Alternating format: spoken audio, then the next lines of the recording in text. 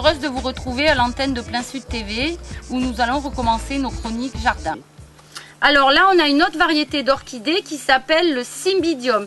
Cette variété d'orchidées a la faculté de pouvoir passer l'hiver dehors chez nous, mais toujours évidemment à l'ombre, c'est-à-dire soleil du matin ou au nord. Cette variété, contrairement aux autres, fait des espèces de bulbes. Donc on va sortir délicatement la plante du pot. On secouera évidemment on séparera un peu les bulbes. Et alors on enlève évidemment les bulbes qui sont complètement morts. Par contre, ceux qui sont secs mais encore bien rigides, eh bien il vaut mieux les garder parce qu'en mourant, ils vont transmettre l'énergie aux autres bulbes pour pouvoir se multiplier. Et là, vous voyez la pousse qui va fleurir l'année prochaine. Alors là, c'est toujours pareil, on secoue délicatement et on voit les bulbes les plus abîmés, on les enlèvera. Mais ceux-là, par contre, on les laisse. Hein. C'est très important de toujours laisser des vieux bulbes avec les nouveaux. Et là, pareil, vous avez la pousse de cette année.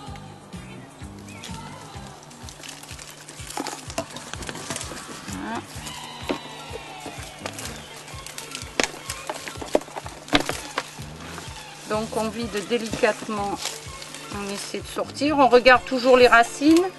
Certaines là sont très abîmées, donc on les enlève. Voilà, et là vous avez des racines qui sont complètement saines.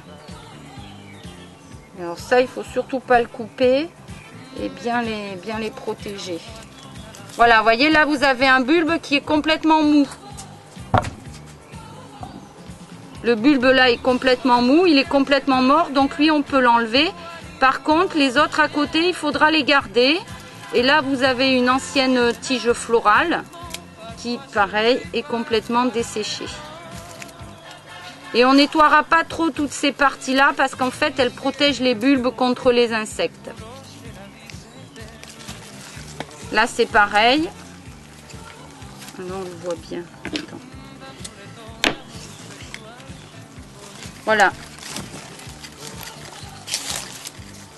Voilà, là on voit bien que ce bulbe il est complètement mort.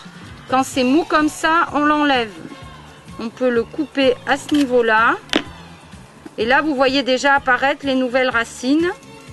Ça, ce sont les anciennes fleurs. Et là, la nouvelle pousse est de ce côté. Et là c'est pareil, on voit toutes les racines qui sont marron clair. Eh bien, on va les couper pour ne garder que des belles racines.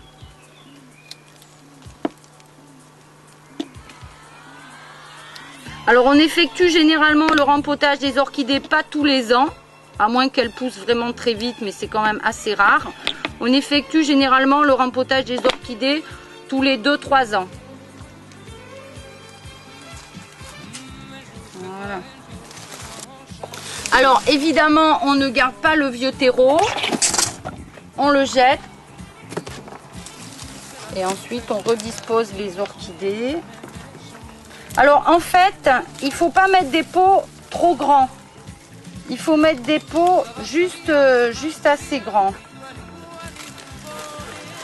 Il ne faut pas que la plante soit complètement perdue dans le pot. Voilà.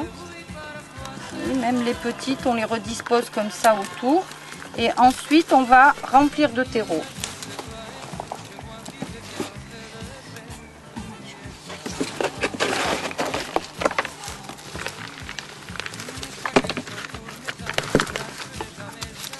Alors, il ne faut pas que les bulbes soient complètement enterrés non plus. Hein? Donc, on fait bien attention à remonter un peu les plantes.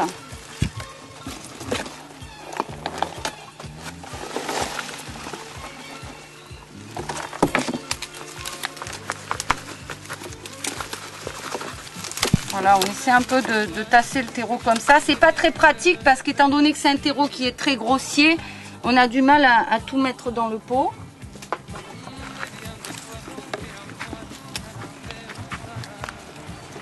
Voilà, donc on tasse délicatement. Et toujours pareil, on va... Alors, très important, quand on fait comme ça une transplantation, quelle que soit la plante, il ne faut absolument pas oublier d'arroser. Donc là c'est pareil. Voilà, on arrose.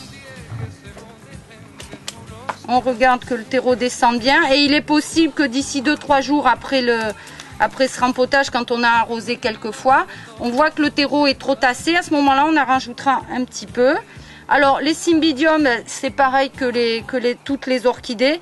Pensez, très important, surtout à partir du mois de juin et jusqu'à peu près fin août, à brumiser le feuillage.